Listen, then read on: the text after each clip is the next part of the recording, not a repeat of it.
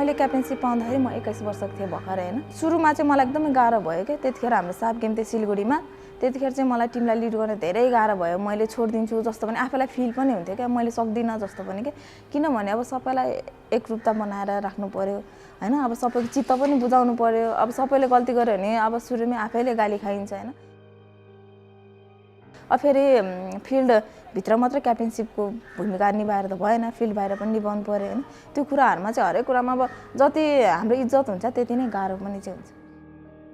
National टिममा हुँदा त सुरुमा त अब सेलेक्सनमा सेलेक्ट हुनलाई नै गाह्रो हुन्छ हैन। अब सबैतिरबाट आएको हुन्छ प्लेयरहरु, विभागबाट जिल्लाहरुबाट आउनुपर्छ हैन। अब त्यहाँनिर फाइट गर्नुपर्छ, त्यसमा नि गाह्रो हुन्छ।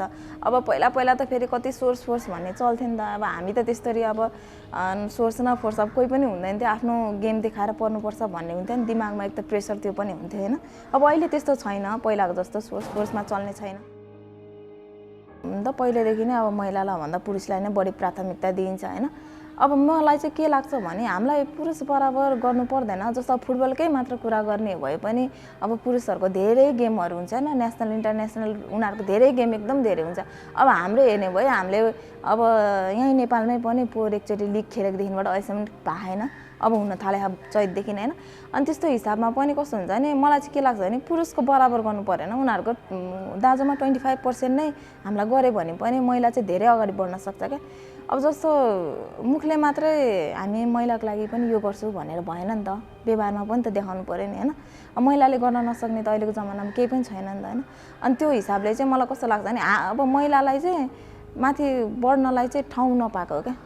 जस्तो अब हाम्रो पनि गेमहरु नेशनल इन्टरनेशनल गेमहरु भइरह्यो भन्दा हामीले पनि त राम्रो रिजल्ट दिन सक्छ। जति खेल्यो जति प्र्याक्टिस गरे त्यति नै राम्रो हुने हैन।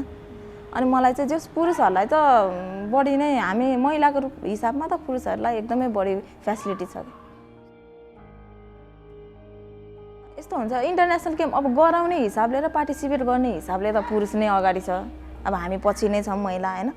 तर यदि चान्स पायो भने चाहिँ हामीले पुरुष बराबर गर्न नसक्ने भन्ने चाहिँ छैन। अहिले फुटबलले गरेर म यो ठाउँमा आइपुगे। फुटबलले गरेर मेरो नाम अब सबैले थाहा छ हैन। मेरो घर परिवारलाई नै चिन्छ।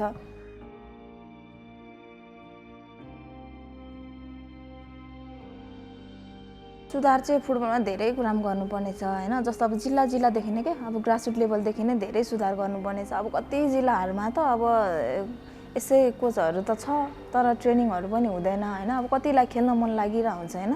अब लेडिजहरुलाई खेल्न मन लागिरा हुन्छ नि त। खेल्न मन लाग्दै पनि उनीहरुले खेल्ने वातावरण हुँदैन के। कतिले अब हामीलाई पनि मेसेज गरिरा हुन्छ, फोन गरेर भनिरा हुन्छ के, दिदी यसरी खेल्नु पर्ने, कहाँ हो कसरी हो भनेर सोधिरा हुन्छ के।